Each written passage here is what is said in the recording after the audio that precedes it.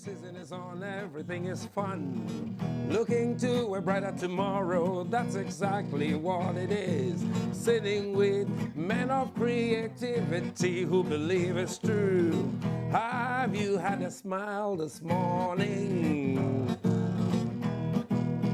No matter what happens, face the future. Believe in yourself. Keep up your dreams and keep it alive. That's something you should do. Oh, Roland, here we are sitting with a great man, Dr. Lawrence Tete. He loves the work of the Lord. He's got the ability. He shares his wisdom realistically everywhere. So everybody watching us this morning, we're wishing you the very best. This is Boxing Day. Come on, step out, touch lives, do what you can, share a smile, move around and show gratefulness everywhere. Thank God for the day. Thank God for this morning. Thank God for the lives you meet every day. The ups and downs you need to show. Good morning, Roland. Good morning, Dr.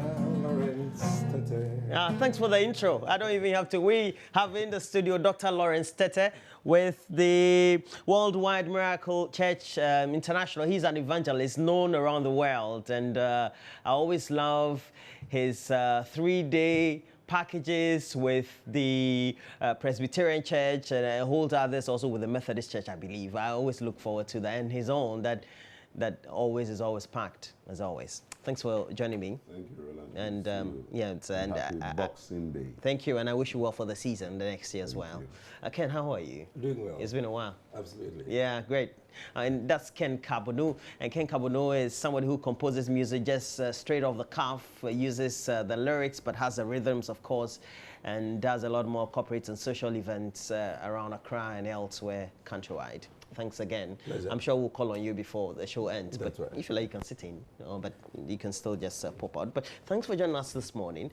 Now, basically, we know that we've had a period of the Xmas, etc. We have to look forward to a new year. But let's discuss the year. It's been a year of a lot more of the politics because it was an election year. We've had a president-elect, etc. What would you say, as a country, has been our demeanor throughout the year? I think everybody was looking forward to the election with a mixed feeling. The mixed feeling because there wasn't any certainty, there was an uncertainty. So you realize that even leading to the Christmas, a lot of people forgot there was even Christmas. People got into the Christmas just about a few days ago because we're looking forward to it. But it's also a good feeling because I've realized that Ghanaians are maturing. We are getting into that realm of democracy, and we are getting to even understand politics better. A lot of people wonder why a pastor should be political. And I keep saying that every citizen must be political, but don't be partisan. Where we miss it is that we become too partisan, and then we put on our political cloth, political cast, and we forget that it is Ghana first and not our political party first. So I think it's a good feeling. Most people had that myth as to what was going to happen. And there's so much speculation leading to the election. There's going to be war, there's going to be fight, there's going to be bloodshed, somebody's going to steal, somebody's going to hijack, somebody's going to... These were all hypes. At the end of the day, we've had a very successful and a peaceful election. And I think the world at large will applaud Ghana for the way we've handled ourselves. Now, I know you're a Christian man of God, so for us as a Christian nation, we always tend to look at a thing from the Christian perspective and everything. But we have Muslims, we have the other people of other practicing faith. Now, around the world, you take a look at those countries that tend to do well. They're not too Christian, are they? We seem to lose sight of that, and this also another school of thought, it's an intellectual discourse. What it is that most of the world blessed nations were nations that loved God, that seed were sold into, that God pronounced blessing on. that had men of God that fought for them. If you take England, for instance, they had the likes of John Knox. They had the likes of Charles Wesley, John Wesley, and the others, Evans, Brevlin. John Knox says, God, give me Scotland or I die. He fasted and prayed for days, believed God for the liberation of Scotland. And that was what birthed today Presbyterian, what we call the Basel. So people have prayed in the past, and that blessings, the remnant of the blessing, is what they're enjoying. So can we even go back to the Jewish people themselves? Very godly people. You can't tell me that the kind of Jewish godliness we heard of and we read of is the same thing we have today. I go to Israel very often. I've been going to Israel since the late 80s. It's a little bit different. But because of the blessing that has already been bestowed upon them, they are enjoying some relief. And I think the same thing is happening to us in Ghana now. I think I will not shy from the fact that, but for the prayer of the saints, Ghana would have been a mess today. Now, if you look at all our leaders, every one of them have some level of heritage, even those in other religion and other faith. But for the missionaries that we had in the early days of the development of this nation, most of us would not have been educated today. From the north to the south, from the east to the west, every one of us had some level of a religious input. And those are the things that are shaping our way of life, our attitude, our character, and it's the godliness that is keeping us as a nation. And so, for you, men of God, we keep hearing that we're deviating from the faith. And what type of faith are we talking about? Is it the Christian faith or the faith generally to love God? I think that the love of God is very important. I mean, the beginning of wisdom is the love of God anyway. So you cannot have that much wisdom and understanding in life and the things around you without loving God. We got up this morning and we can breathe, we can talk, we can see the joy of God, we can see the glory of God, we can see the favor of God, and that in itself, we have a lot to be thankful to God about. We, as a people and as a nation, we have every place reason to count our blessings and name them one by one. Because what we see here today, if you've traveled the way I've traveled, when you come back to Ghana, you thank God you're a Ghanaian. If you've been to Rwanda, you've been to Angola, if you've been to just Ivory Coast here, you've been to certain places, when you come back to this country of ours, you thank God you are. Oh, but if you've been to the UK, the US, Canada, etc., you wish that you were back there. Well, that is not true. I have lived in the UK for over 30 years. I left the shores of Ghana in the mid-80s. Tomorrow I'm going back to the UK. I'm holding 31st December night in the UK. It's not a big deal. I've been to 118 countries, for crying out loud. So you've been there. And trust me, there's no place like home. Those of us who live in the UK want to come back home. And anybody who's watching me today who is in Britain or in America or in Canada, where I've been several times, I've taught, lectured, stayed, lived there, live in the UK with my family, will tell you that it's peaceful here. It is great here. The thing is that we don't seem to see how to manage ourselves and put things together. But if you know your way out, know your way around, and know how to get a godliness, things work better home. And there's no place like home. Certainly, Roland, there is no place. That virtue, godliness, how does it feed into or should feed into the way we should or need or are doing our things? I'll give you an example. You go to Singapore, you have Singapore. Which I've been to several times. Yeah, they have suburbs. Yeah. You don't drop gum, you don't do this, you don't do that. That is publicly if you're saying, all that. You go to some suburbs outside Ghana, in the more developed countries, they don't do certain things because it's become rudimentary. They're not the best of Christians or the best of the Muslims or the best of the Buddhists, etc. But it's just part of their nature. That's godliness. I think godliness is a way of life. Many years ago, we used to have a saying like, cleanliness is led to godliness. Anything godly has a level of decorum A godly person will not come and stand on TV and be insulting people, which we almost got into because of politics. We got to the culture of insult. We even got to a place where certain alien attitude and character traits entered into the Ghanaian fiber. When we were growing up in the 60s and the 70s, we didn't know how to insult older people. Even if you don't belong to a particular church, you don't know how to insult the leadership of that church. But we started seeing that in Ghana. That is not godliness. That is sin, that is evil, and those things does not govern a nation. Really? You go to America, you go to the UK, they say all sorts of things. I mean, those things are broadcasting. Even the little child can say this and that's allowed. There is a way around it. And they are developing. No, there is a way around it. The Ofcon in the UK, remember I've been on TV maybe longer than most people will see on TV today. I started going on TV as far back as 1988, when today's TV was not a big deal. I mean, we started Metro, we started some station, and back even in the UK, I was on BBC 5. Ofcom controls a lot of things that go out. In our community, because we don't have that much control, the Media Commission doesn't have that much control on our media. A lot of people stand in their small box, FM station and whatever, and make pronouncements that undermines the dignity and integrity of this nation. Look at most things we read on Ghana Web today. You think as though Ghana is at war. Those of us who live in the diaspora, we have Ghana Web to listen or write or get to or read about Ghana.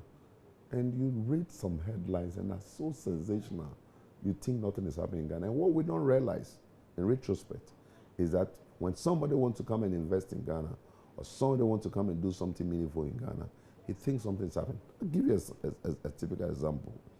The Hungarian ambassador to Ghana today was my schoolmate. In fact, was my junior in the university. We stayed in the same faculty. We are friends. Andras Sabo. He's in charge of 11 nations now in including Africa. Ghana. Including Ghana, but he lives in Ghana. He lives in Cantonment. He called me early in the morning and said, Lawrence, please tell me the truth. Is there going to be war so we can pack our things and go? Because he's just read something on the net that something is about to happen, and then this election, it's going to be bad. And I said, Andras, nothing is going to share me name folk totally. I told him in Hungarian language that share me name folk totally. Ejatolan, Bakeless or Ghana. There's going to be peace in Ghana. Nothing is going to happen in Ghana. And this Hungarian language I just spoke. So I spoke to him, and he kept calling me, and I kept giving him assurances because some of his friends will read it. And then I realized that no, he was reading Ghana Web. He was reading a particular site on Ghana Web. And I told him that shift from there. There's so many places you can read. Go on Joy Online, go on certain lines, go on certain stations, and you realize that there's a balanced view of what you are reading. So we need to be very careful. We need to be mindful. And Roland, as a matter of fact, I keep saying this thing, from the politicians to the clergy to the pressmen, the media, and what have you, we all have a collective responsibility to make sure we portray Ghana in a better manner so that we can have this nation properly built. I tell you, there's a story on CNN that said we queue to buy food. I know we queue to buy wachi, but we queue to buy the best wachi. Okay. And then on social media, my colleague Gary Al Smith tried to rally people, and we all did, Kujo Youngson and myself on Twitter and etc. We tried to condemn what the reportage was. But also because of the negative reportage from the media and also from the political communicators, right? Thank you. Sometimes we give ourselves away. Ghana don't need arms. As a matter of fact, the sort of brains we have in this nation, I don't think we allow it to do it best because we undermine the credibility of the very people who be doing the work. Let me give you an example of our politicians. What did we say about President-elect Nana Addo Dankwa Akufo-Addo? What did we say about outgoing President John Dramani Mahama? Some of the things were needless. And at the end of the day, John Mahama finishes today, he becomes an international statesman. He goes around the world, and people will be looking at him as to certain things that could have been avoided. President John Nana Addo Dankwa Akufo-Addo will be going, and certain things. So we need to be very careful, especially as a developing nation. We need to be mindful. And I keep saying this thing: we should not undermine the integrity of people tonight. You see, the West will always want to portray us in a way, but we need to also, if you give the devil attention, he gives you direction. We have a collective responsibility to make sure we paint Ghana in a positive manner so that we would not lose track of what we want to be. We don't need to lose track at all. It's very important. We're still with Dr. Lawrence Tete. We also have Ken Kabunu giving us some rendition. And now we'll continue. It's the Boxing Day edition of the AM show. And it's just a wrap-up discussions with Dr. Lawrence Tete of the Worldwide Miracle Outreach. And he will be having his 31st all-night service in the United Kingdom very soon. And we know that a number of 31st all-night services will be convened here in our country. But Ken Kabunu will give us some rendition. Well, he said it all. The way we communicate might distort the way we look at everything. Just as Dr. Lawrence Tete expressed every sentiment, he said what you sow is what you reap. The way you look at things everywhere, it should be godly, should be edifying. You must realize you can plant what you would reap in the future. The way you talk about people everywhere, every day, the way you picture everyone, think about the consequences. He's traveled way around the world.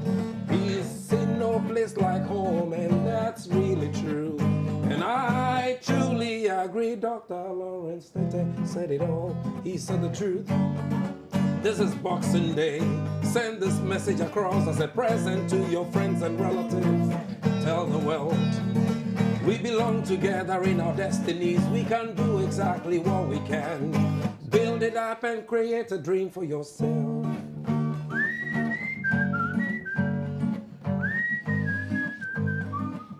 Roland, this is the end of the short song. Thank you. We'll let you have one or two before you go. But now we have to look forward to a year in which the political season is over. We're having all the reveling, Christmas, and we talk about Christmas, etc. But let's look at how we need to orient our minds for the new year. We've gone through an electioneering in which we said the economy is as bad as, we keep living in it. And we know that the new government will come, they'll tell us it's the most, tend to give a certain gloomy picture to the ordinary Ghanaian. Now, how do we need to warm our heart and orient ourselves positively? I think that I would not sit here and say everything, all is well. We have a long way to go as a nation. Today, if you look at all our politicians, some sort of social matters seem to be missing. We want to just win election. Nobody wants to lose election. I said something on GTV a day before yesterday that it's better for your party to lose an election than for Ghana to be at war. Whether it is CPP or MPP or DPP, we've seen MPP lose election before. We've seen NDC lost election before. 2012, I looked at Nana Addo Dankwa Akufo-Addo, and I was so proud of him that he stood at the Supreme Court. And even though you can see from his face, he's very disappointed. He said, I accept the verdict. That is a statement. That is true leader. So did I watch President John Dramani Mahama on the 9th. You can tell his voice was cracking. Nobody wants to lose an election. More so when he thinks everything has just worked out for him and say, I concede. If we look at the demeanor of these two leaders of ours, they need to be thanked, they need to be blessed, they need to be encouraged. And we, the followers, whether you are NDC or MPP, we need to just get that spirit of those two leaders so that we walk the talk of peace. It's easier to say I believe in peace. And it's another thing altogether to walk that talk of peace. So coming next year, we need to be very mindful of our talk. Let's give Nana Addo Dankwa the chance to govern. That is the mandate of the people. Let us not try as much as possible to throw stones and grasses into the policies it's got. Democracy is about giving people the privilege to rule by the people and with the people. And so we all, and I keep saying this thing, that as a nation, we need a massive united front. A front that will see the good in CPP, the good in NDP, the good in PPP, the good in MPP, and the good in NDC. The biggest challenge in Ghana is that over the years I've noticed winner takes all. And sometimes it is not the best. Why?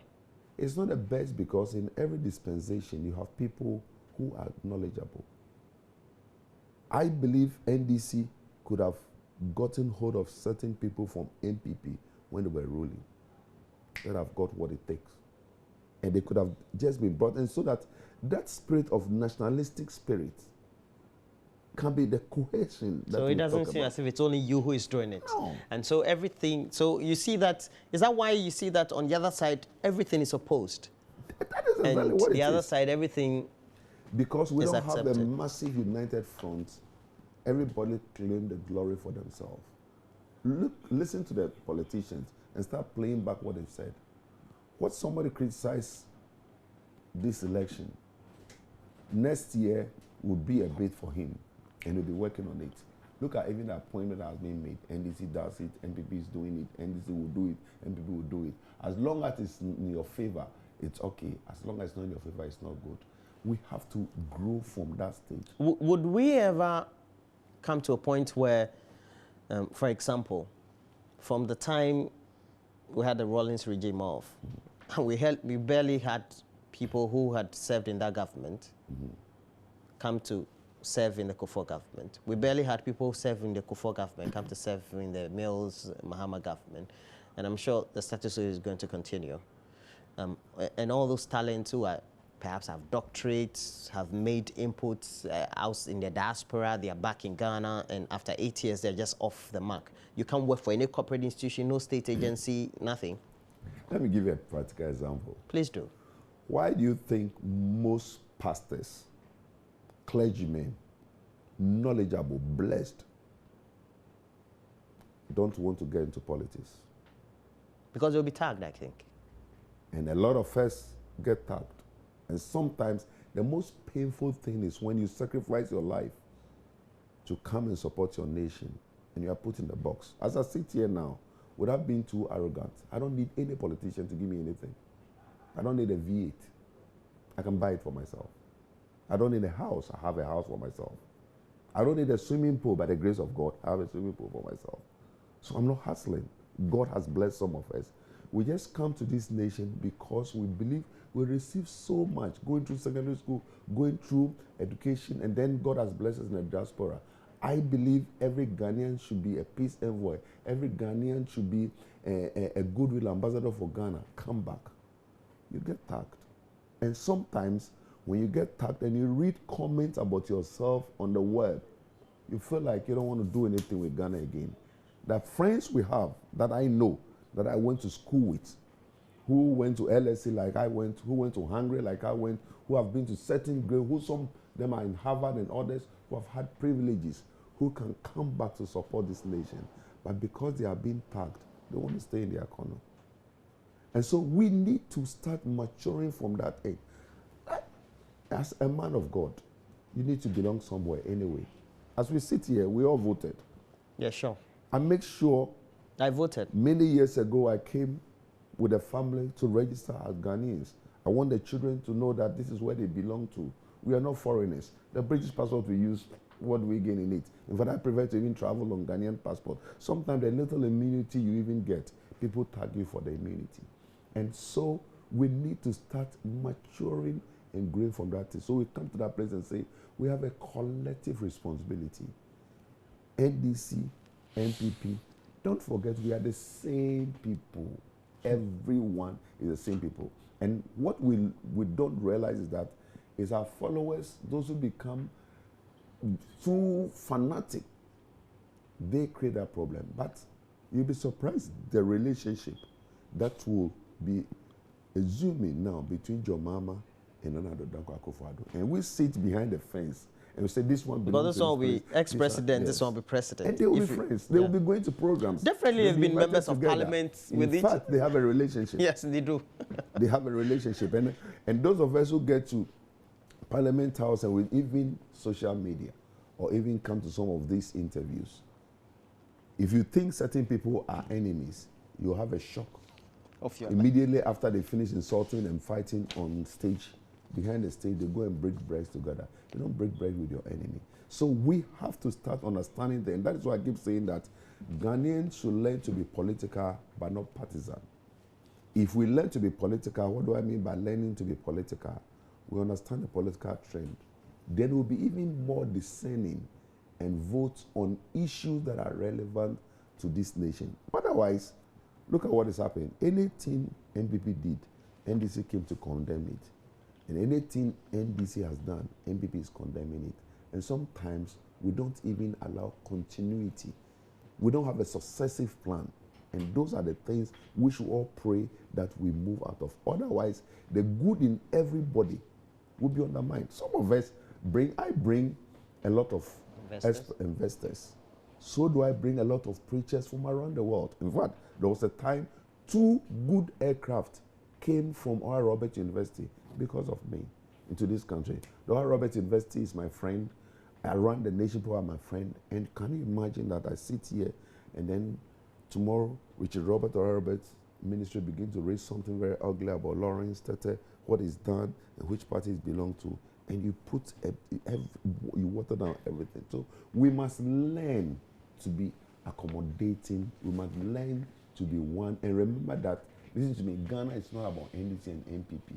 It's about the people who are coming together. And before I even go into the next stage, let me say congratulations to Nana Danko Akufo-Addo. I love the way they've handled themselves. We have a surprise song for you. I hear you love the song. When we walk with The Lord, in the light of His word, what a glory He sheds on our way. When we do His good will, He abides with us still. And with all who will trust and obey. Trust and obey. For there's no other way to be happy in Jesus but to trust and obey. Trust and obey. For there's no other way to be happy in Jesus but to trust and obey. Doctor, all what you said within the span of time, with all sacrifices you have made. No matter when you are attacked, your faith holds up high and will cross all the barriers of life. Trust and obey, for there's no other way to be happy in Jesus but to trust and Why do you love this song? obey. Well, every human being, regardless of your race, color, creed, or sex, must trust and obey. The only thing we have to live for is trusting in God. Because if you don't have anything to trust in, and you cannot trust in God, then you are not living. Yeah, true. You are just a living dead if you have nothing. You have a program to on trust in. 31st nights in the UK. Where in the UK? At the Elephant and Castle. Oh, Elephant and Castle. Yes. Okay. You're ministering in a church there? Yes, no, my ministry, remember my base is in London, and we have an outreach base there. So I made all my partners around the world. So it's quite a huge thing. People will be coming from all walks of life, partners who want to travel, a lot of people who want a place to fellowship. And remember, England is dead. Churches are dead. People want revival. And so people come from all walks of life. And my ministry knows that anywhere I gallivant to, at least 31st, they'll get me. I remember last year, my wife and I were in Dubai, and we missed the flight on the 30th. And my girl, Gloria, in the office said, oh, that is a lie. Daddy will come. Daddy will be there on 31st. And exactly that's what happened. We landed in Great Britain at Heathrow about 10 p.m. And you straight away went to... Straight, I was in my jeans and in my T-shirt, and I went straight to church with that. But they know... It was the same venue, Elephant and Castle? Yes. Great. They know I cannot miss at all. I'll visit you next year. You are welcome. Yeah, thank you. Welcome. That is guaranteed at every 31st. If you have one advice to give us, what advice would you give me, him, the rest of the Ghanaian population? Many years ago, one of my greatest inspirer and mentors, President Nelson Mandela, made a statement when he came out of prison and the black guys went to meet him. And they said, now we've taken up, let us go for war. He said, no, the war is over. Let's go back to school. Let's educate ourselves and understand what politics is. I will encourage every Ghanaian to remember campaign is over. Governance has begun. Let's see how we can put ourselves together and get a rank and file of this nation to build among Ghana. The destiny of Ghana is great. Ghana should not be limited to NDC, NPP at all. I see a great future for this nation. And I'm happy with even the trend everything has taken. We have proven to the world, we've even proven to America and England, and proven to Africa that Ghanaians are maturing with democracy. And look at the way everything went. Even though Ghanaians, we are like guns. Even when you lie on the floor, you say, if I get I will beat you. But we should remember that we all have a collective responsibility and that we need a massive united front to build this nation. And then we should not forget God. The God factor in this nation is what will take us to another level. Wisdom comes from God. Boldness comes from God. Being understanding comes from God. So if we all get to the Godfather, and that is what I will urge our big brother, and for some of you, Father Nana Addo Dankwa Akufo-Addo, President-elect, that he should not leave his God at all. He should hold on to God. If he can hold on to God the way he's holding on now, God himself will take him to another level. Because nothing is by might nor by power. Trust me, sometimes even the people around you who are cheering on and giving you all the evil intention will have their own agenda. But if you can rely on God, he will never fail you. So let all of us as a people and as a nation rely on God to take us to the other level or to the higher level we are going to. And Ghana will be well. I wish all of you a prosperous new year. I'm believing God that I will be back here on the 6th of January so I can be part of the swearing in. We have to be nationalistic. I believe that every Ghanaian must be nationalistic. And for me, it's not about John Mahama or Nana Addo Dankwa Akufo-Addo. It's about a nation. If you look at the history of Ghana, and I keep saying this thing everywhere I speak at, God has himself given us leaders. As a student of history or international relations, I know Kwame Nkrumah was in prison when he first became the prime minister. He was brought from Russia for jail for somewhere there. He became a leader. Professor Kofi Arifat was in Ezra when he came to be the leader. You, at least at your age, you remember the story of Jerry John Rawlings. He was in prison when junior officers went to release him. For nearly 20 years, he was the leader of Ghana. President John Ajekum Kufuor, I believe the day he won the election, he didn't even realize it has happened. It happened.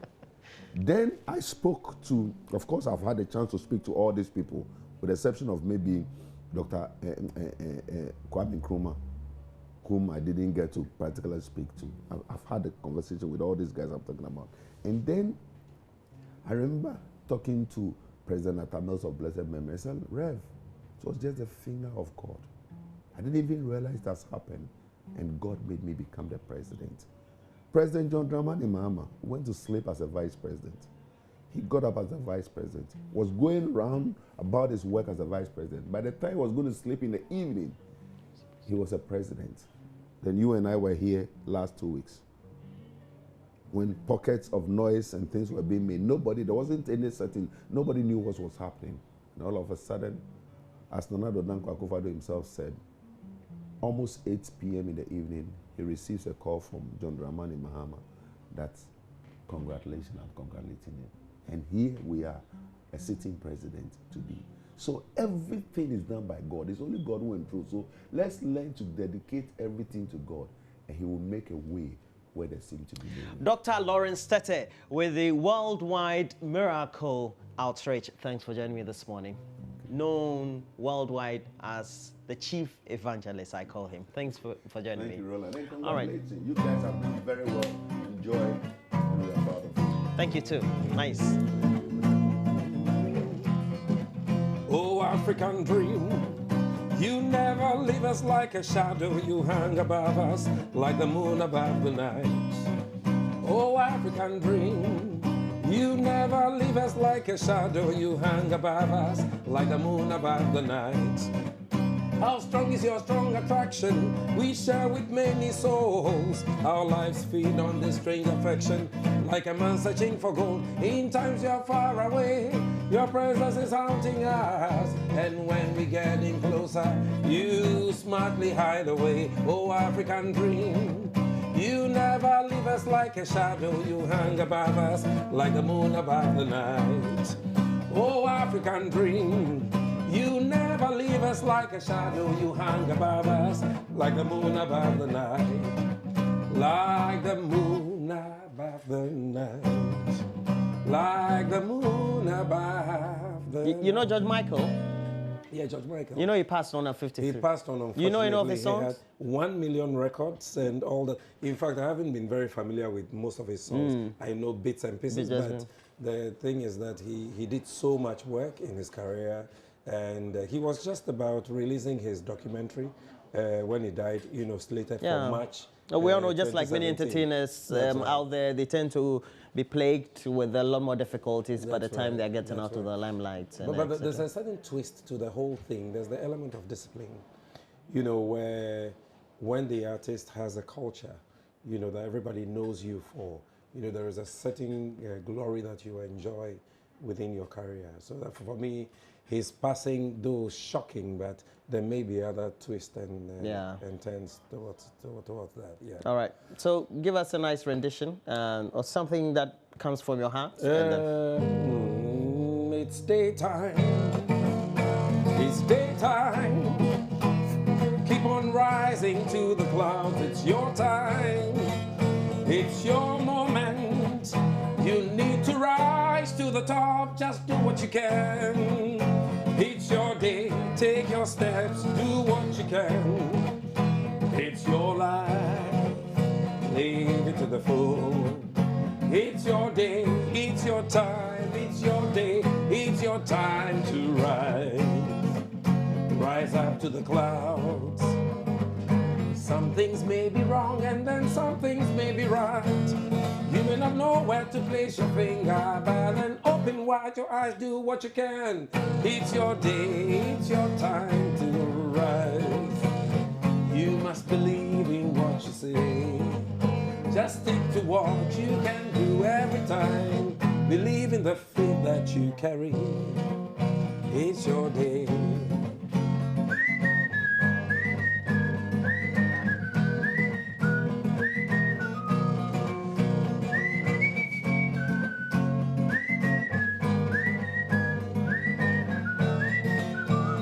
It's your day to rise, pull up surprises. It's your day, it's your time, it's your right. Do what you can. Oh yeah. You can be successful every day. Oh, Roland, how do you feel about your day? Oh, how does it feel? Come on, do what you can.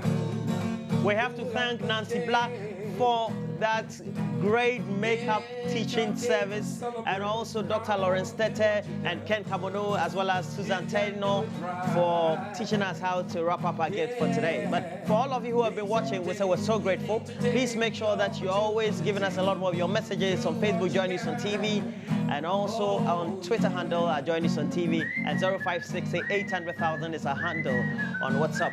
In the meantime, though, we have to say bye-bye to you. It's a Boxing Day Tuesday edition of the AM show, and we hope that you have enjoyed it. If you have, please make sure you stay glued to the channel for regular programming.